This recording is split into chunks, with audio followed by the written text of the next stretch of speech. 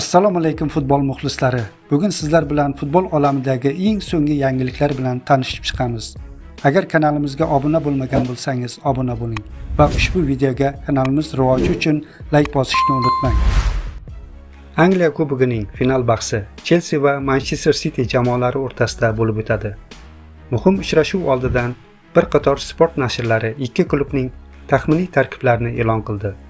Jumladan Sport Smoli talqiniga ko'ra, hamyurtimiz Abduqodir Husanov boshlang'ich tarkibdan joy olishi kutilmoqda.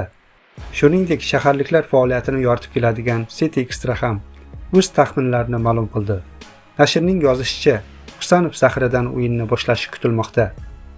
Ma'lumot uchun, bellashuv bugun Toshkent vaqti bilan soat 19:00 da start oladi. Saudiya Arabistoni 17 yoshgacha bo'lgan futbolchilar o'rtasidagi Osiyo Kubogiga mezbonlik qilmoqda. Bugun turnir chorak finalidan o'rin olgan ikki bellashuv bo'lib o'tadi.